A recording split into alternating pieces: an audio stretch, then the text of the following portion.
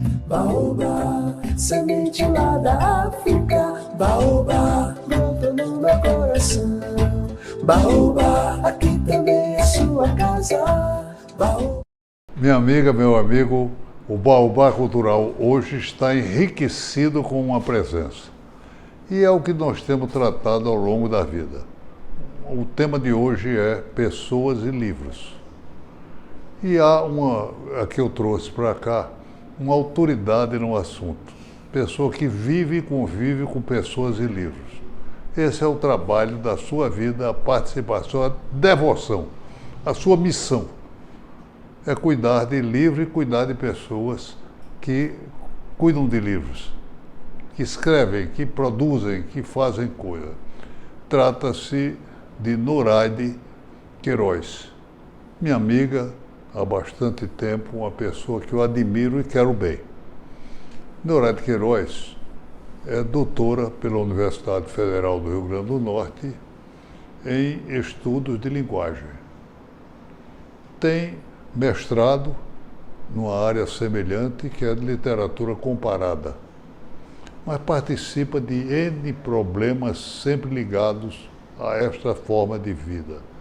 Ela é autoridade, inclusive, na língua irmã da nossa, e que tem uma influência no Brasil extraordinária através de sua literatura, da própria língua, o francês.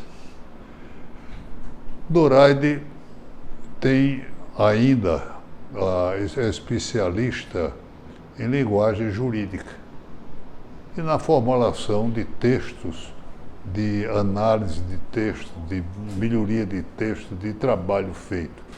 E eu sou beneficiário da sua ciência. Um dos beneficiários, são muitos. Nós trazemos então para vocês esta figura humana fantástica que nos alegra e me emociona a sua presença entre nós nesse programa da TV Futuro. Noraide, bem-vinda aqui. Gratidão, professor Diógenes. Com essas palavras eu fico muito emocionada e até o que dizer depois de uma apresentação. Olha quanta responsabilidade.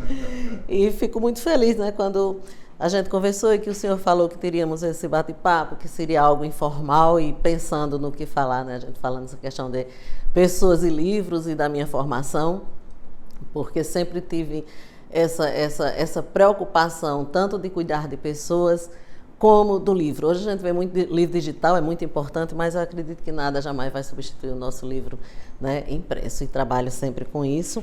Tramito, né, nesse meio, como o senhor falou, com a formação em letras, em mestrado, em estudos da linguagem.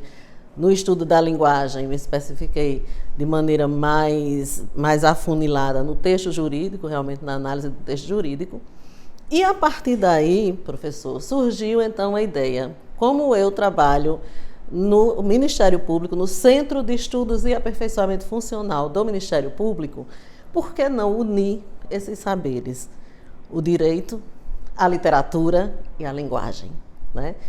E no Centro de Estudos e Aperfeiçoamento Funcional tive a oportunidade, junto a um coordenador, o Dr. André Mauro, quando esteve lá em 2012, de criarmos um projeto Literatura e Direito, Diálogos Possíveis. A nossa Academia de Letras foi beneficiária por sua ação, beneficiada com a presença lá. E tivemos um belo encontro em que eu tive a oportunidade de conversar com o Ministério Público, com as figuras que eu admiro e quero bem também, de lá, ouvindo daquelas pessoas que gostam de literatura.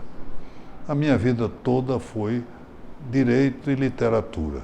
Entre os juristas que eu citava, estava Johann Goethe, William Shakespeare, Kierkegaard, Kant, aqueles autores que me emocionaram muito, e do Brasil, sobretudo, Machado de Assis. Mas há uma presença forte de autores fantásticos, entre eles aqueles que são literatos e ao mesmo tempo juristas, como o Porto de Miranda. Então, a minha vida toda foi ligada a esses temas. E você sabe bem, mas vamos começar pela origem, vamos começar eu também sou meio paraibano, porque meu pai, minha mãe, meus avós, paterno e materno, todos são paraibanos. Então, eu nasci na fronteira, que é em Nova Cruz, já encostado à Paraíba, você pode ir a pé e passeando entra logo na Paraíba, em Nova Cruz. Então, é muita emoção de estar com a paraibana ilustre como você. Você, Catalina Rocha, vamos começar pelo começo. Vamos contar a tua história um pouquinho. Um pouquinho falando sobre Catalina Rocha. A emoção também é minha imensa. Quando o senhor começou falando da admiração, a minha admiração também é recíproca pelo senhor. Depois vamos falar um pouco sobre essa questão dessa inter-relação da literatura do direito, da sua participação conosco no Ministério Público, que enquanto a gente não conseguiu fazer o convênio, o convite e ter lá a sua participação, a gente não tranquilizou, né? Mas vamos para o começo. Então, sou de Catolé do Rocha, o senhor tem um pezinho já na Paraíba, como, né, o senhor acabou de falar. Eu nasci em Catolé do Rocha, né, Alto Sertão da Paraíba. Fui educada lá em colégio de freiras, né? Isso influenciou, assim, desde a minha infância até o que hoje a gente chama de ensino médio, né? Então, passei também por escola estadual, porque naquela época a gente não tinha todo esse percurso do ensino lá, era, né, no Colégio das Freiras.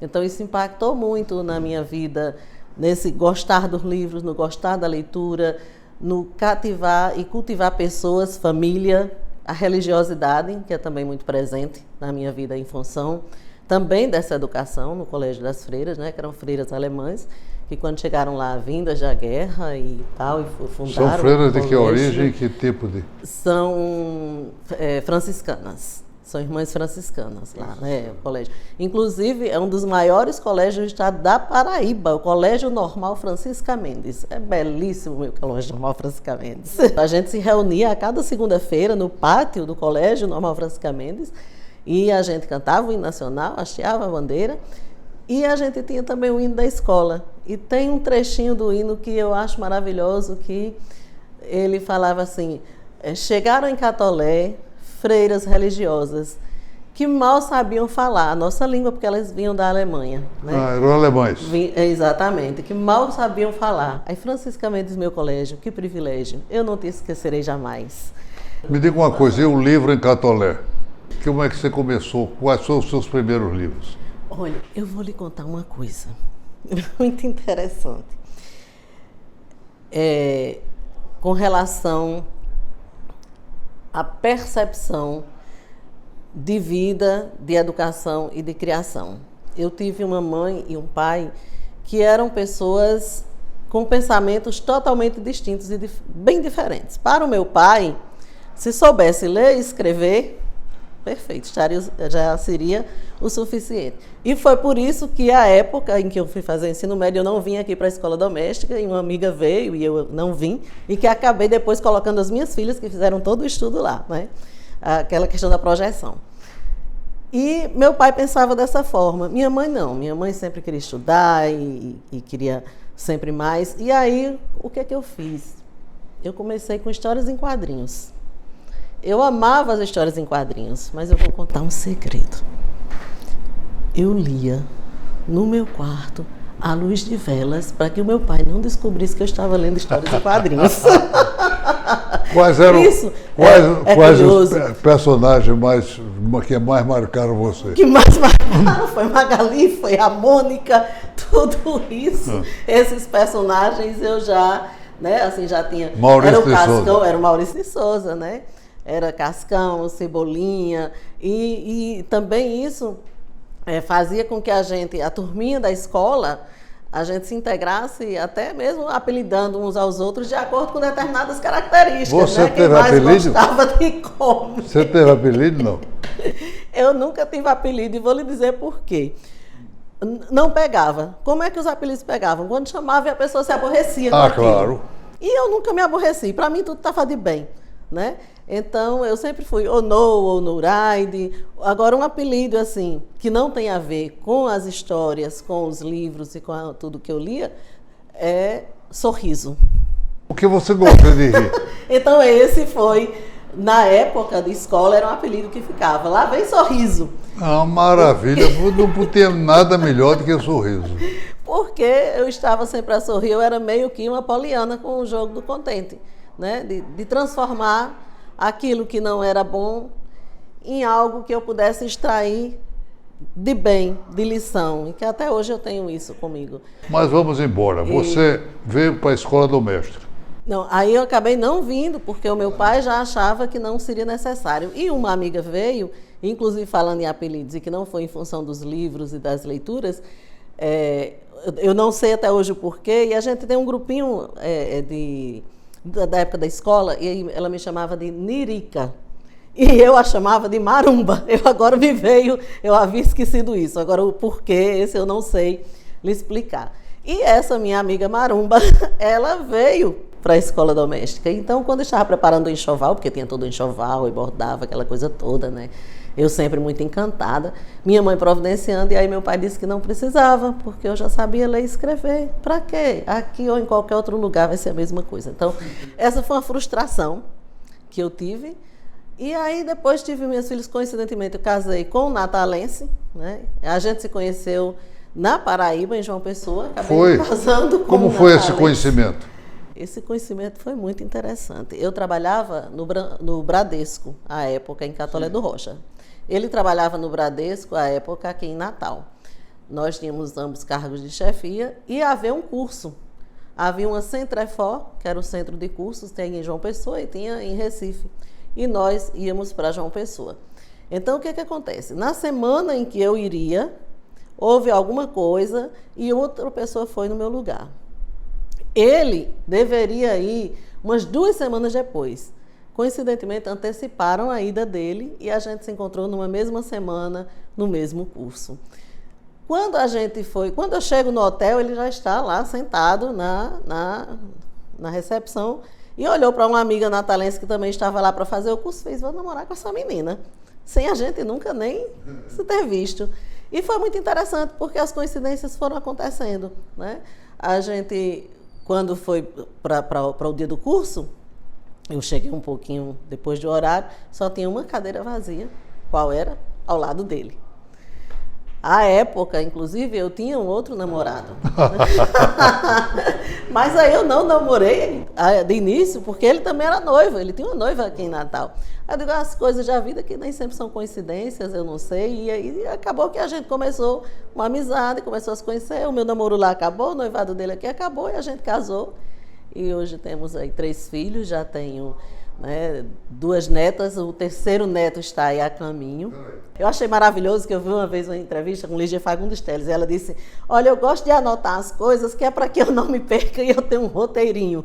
No seu livro das respostas, que já está aqui, eu grifei na sua apresentação algo aqui que eu achei maravilhoso.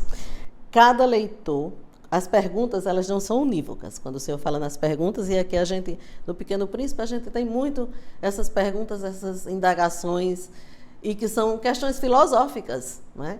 E aí o senhor, quando fala nas perguntas e fala nas respostas, obviamente aqui se referindo a Neruda, mas eu também entendo, e sei que o senhor também entende, o quanto a literatura ela é universal, o quanto de sentido a gente pode atribuir às palavras, elas se revestem de sentidos tais de acordo com a nossa vivência, com o nosso repertório, com a nossa ambiência, o nosso conhecimento de mundo.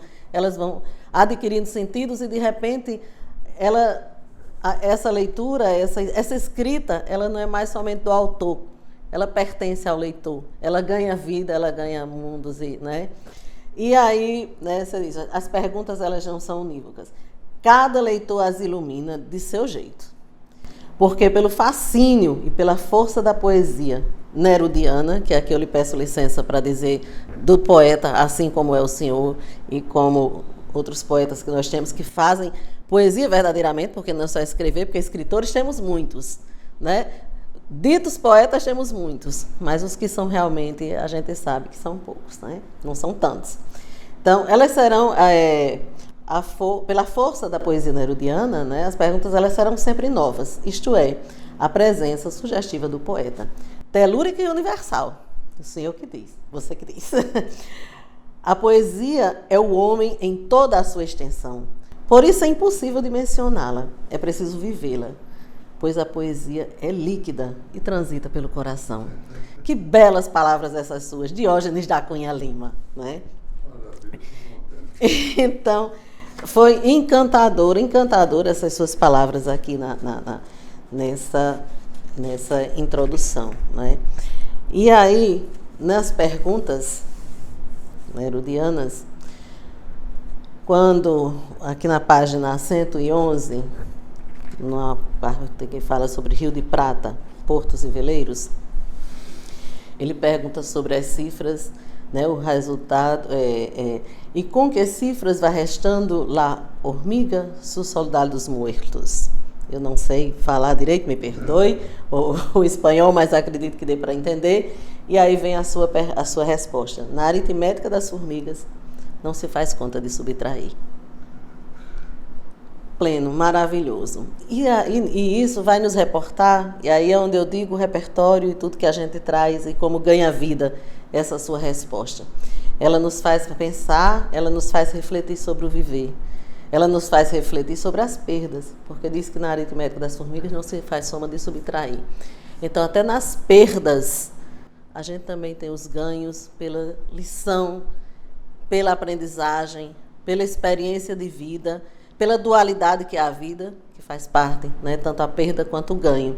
Eu achei fantástico. Teriam muitos trechos aqui a serem grifados, mas esse aí eu quis separar para lhe trazer, né, e para trazer e falar aqui. Assim, muito rapidamente, falando também nesse sentido de que se revestem as palavras e de acordo também com os olhos d'água, né, Conceição Evaristo, e eu trouxe também um poeta nosso, que também sei que você o admira, um conto aqui dedicado a Cruviana, né, que acho fantástico. Então tem ali uma conversa de Alpendre, né, ele fala esse chão dos simples, que também muito nos remete a Ariano, a escritura, né, de Ariano, a escritura de Manuel Onofre Júnior nos remete a isso, e ele falando sobre isso, como fazendo já aqui uma ligação com a minha questão no estudo da linguagem, né? E dessa questão de repertório e de atribuição de sentidos. Era uma conversa de Alpendre, alguém não sabia, ele estava falando sobre a Cruviana, alguém achou que fosse um bicho, que fosse um animal, não sabia o que seria essa Cruviana. E o dia quase ao amanhecer, ouviu um barulho. O que essa pessoa fez? Atirou, matou lá um bicho, achando que fosse a Cruviana, né? E aí foram explicar que não, a Cruviana era apenas o friozinho da madrugada, né? E não um bicho, um animal. Pesado, dava para ser o mesmo bicho, né? Daria para ser um brabo bicho, né? Então, assim, o quanto é interessante e o quanto influencia na nossa vida, nas nossas atitudes. Eu trago aqui a literatura, é um conto, é uma ficção, mas é na literatura em que a gente pode perceber e atribuir as coisas da nossa vida, né, do nosso real. E nessa Cruviana, que é esse ar da madrugada, e aqui em algum momento, eu não sei se eu grifei, que era outra coisa que eu queria falar, fosse o ovo do vento. É algo que aconteceria numa das perguntas, e aí você diz, é o ovo do vento. Né? Eu não marquei exatamente a página aí. E aí achei tão interessante, porque essa Cruviana também a gente pode atribuir a ela o despertar para o amanhecer, o ovo do amanhecer, o embrião do amanhecer. Que no vento, quando você responde aqui, quando fala sobre o vento, que você diz que é como se fosse só... Eu peço perdão por ter esquecido a palavrinha, mas achei bastante interessante essa questão de achar como se fosse o ovo do vento. O ovo é também o que você conhece. Para mim, a mais notável escritora do Brasil, Clarice Lispector, que fala sobre o ovo e dedica num longo trabalho. Ninguém exauriu tanto o ovo quanto Clarice. Que ela é fantástica. Fantástica. Né? É fantástico, é muito bom a gente falar desses poetas, dessas pessoas que escrevem, sabem o que verdadeiramente estão fazendo. E assim é a escritura também de Conceição Evaristo, porque eu trago Conceição Evaristo com olhos d'água. Né? no próprio, são vários contos que a gente tem, inclusive a gente fez uma análise num dos Literatura e Direito Diálogos Possíveis, né? Porque aqui Evaristo, ela fala da escrevivência, e a escrevivência, que é um conceito criado por ela, que é a escrita de nós. Ela fala mais especificamente da mulher africana, negra, de toda uma tradição da escravidão e tudo mais, mas é, na verdade, uma escrita de nós, de cada um de nós, porque cada um de nós é responsável pelo preconceito, pelas desgraças, pelas coisas boas e por tudo, enfim, que nos acontece, né? E então, falando nessa questão do sentido que podemos atribuir às palavras, e aqui em Olhos d'Água, ela, que é o conto que dá título ao livro, ela fala de uma filha que queria saber qual a cor dos olhos da mãe. E aí vem Saint-Exupéry, o essencial, lá na conversinha com a raposa, o Pequeno Príncipe, né? A gente diz Saint-Exupéry, na verdade é o Pequeno Príncipe, fazendo aqui a separação entre autor e personagem, né? Quando ele diz a famosíssima frase: o essencial é invisível aos olhos, né? E é a essência de todos nós, de cada um de nós. E eu entendo isso assim muito bem traduzido aqui nas palavras de Conceição Evaristo. Mais uma vez preocupada com o tempo, vou ler assim muito rapidamente, né? Em que uma filha diz: uma noite, há anos, acordei bruscamente e uma estranha pergunta explodiu da minha boca. E é aí que eu venho com os livros, com as pessoas e com os livros e com as reflexões que a gente faz aqui por meio dos livros, né? De que cor eram os olhos da minha mãe? E que pergunta! Porque a minha mãe é alguém que eu vejo todos os dias. E como é que eu pergunto de que cor são os olhos da minha mãe? Então, é de uma profundidade imensa. Então, atordoada, continua aqui a menina, atordoada, custei a reconhecer o quarto de uma nova casa em que estava morando, não conseguia nem me lembrar como é que havia chegado até ali. Insistente pergunta, martelando, de que cor eram os olhos da minha mãe? Aquela indagação havia surgido há dias, há meses, posso dizer. Entre um afazer e outro, eu me pegava pensando, de que cor seriam os olhos da minha mãe? E o que a princípio tinha sido um mero pensamento interrogativo, naquela noite se transformou em uma dolorosa pergunta, carregada de um tom acusativo. Então eu não sabia de que cor eram os olhos da minha mãe. E depois, não é? E depois a menina casa, e aí ela, no final, ela diz: hoje, quando alcancei a cor dos olhos da minha mãe, isso depois que ela conta lá a história, tento descobrir a cor dos olhos da minha filha. Isso ela já passou a ser mãe. A vida cíclica, não é? O quanto os ciclos de vida, o quanto as coisas vão se transmitindo, se repetindo, se transformando também ou não, e essa indagação e a percepção. Então, faço a brincadeira em que os olhos de uma se tornam o espelho para os olhos da outra. Vê quanta profundidade. E um dia desses me surpreendi com um gesto de minha menina. Quando nós duas estávamos nesse doce jogo, ela tocou suavemente no meu rosto, me contemplando intensamente. E enquanto jogava o olhar dela no meu, perguntou baixinho, mas tão baixinho, como se fosse uma pergunta para ela mesma, ou como se estivesse buscando e encontrando a revelação de um mistério ou de um grande segredo. Eu escutei quando, sussurrando, minha filha falou: mãe, qual é a cor tão úmida dos seus olhos? Maravilha. Maravilha, um encanto. Mas aí você falou rapidamente sobre a participação feminina. Você também tem participado do empoderamento da mulher, do assédio, trabalhos assim dessa natureza? Sim, com certeza. No Ministério Público a gente tem a oportunidade. O nosso último Literatura e Direito aconteceu inclusive no Instituto Metrópole Digital da UFRN. A gente fez uma parceria falando exatamente sobre essa questão de assédio.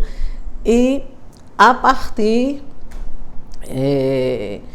de contos, meu Deus, eu agora esqueci a autora que a gente tanto trabalhou. Venha ver o pôr do sol. um livro de contos de Venha Ver o Pôr do Sol, e que a autora fugiu, mas enfim, onde havia essa questão de assédio, de violência, e a gente trabalhando tudo isso no âmbito da universidade, com estudantes universitários, com a população em geral, né? Então, a gente tem essa preocupação de trazer questões a partir do literatura e direito, né? Que sejam afetas à atuação do Ministério Público e que sejam de interesse da sociedade. Então, um esclarecimento. E como fazer para me livrar disso? E isso a gente, a partir da literatura, a gente começou a fazer esses questionamentos e a trazer também algumas respostas e direções para isso. Muito bom. Noraide, só tenho que lhe agradecer muito, muito, muito por sua presença, ter aceito o nosso convite de estar aqui com a TV Futuro.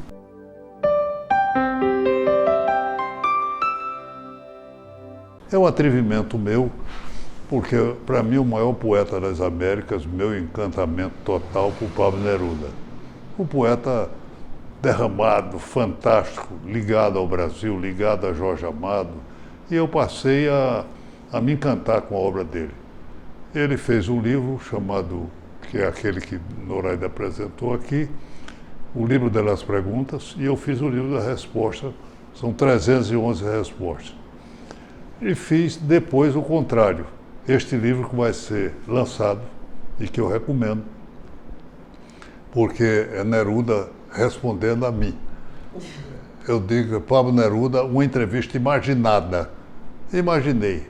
Só que sem este livro eu estava temeroso com ele, pelo trabalho feito, elaborado, e só teve uma pessoa na vida que me ajudou para transmitir esse livro até dar confiança de publicá-lo, que foi Noraide.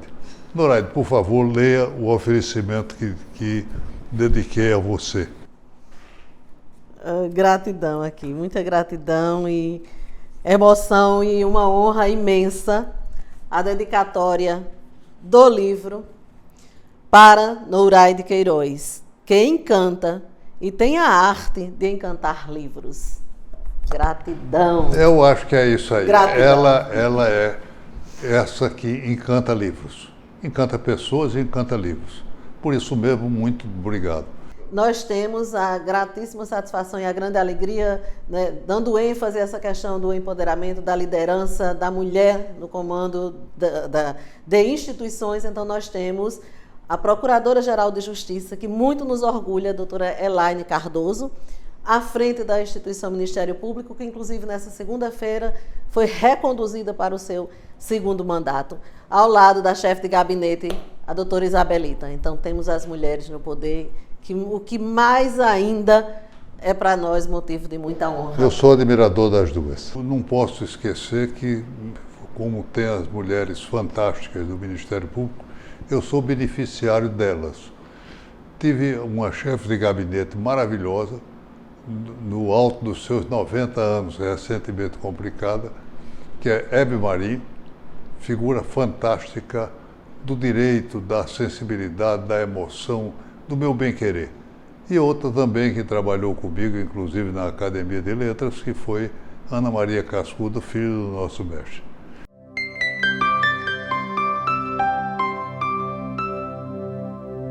Mas, para terminar, a frase é uma resposta minha a Neruda. Ele faz essa pergunta onírica, diferente, de que se ri a melancia quando a estão assassinando. E eu respondi com muita dificuldade, assim: com humor negro, a boca vermelha da melancia constata, o seu sorriso foi feito a golpe de faca. Meus amigos, fique conosco, a TV Futuro.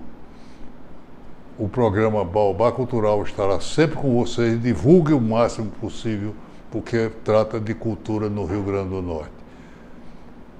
Todo sábado, às 8 horas da manhã, estaremos com vocês. E todo domingo, ao meio-dia. Fique conosco. Baobá, semente lá da África. Baobá, brotou no meu coração. Baobá, aqui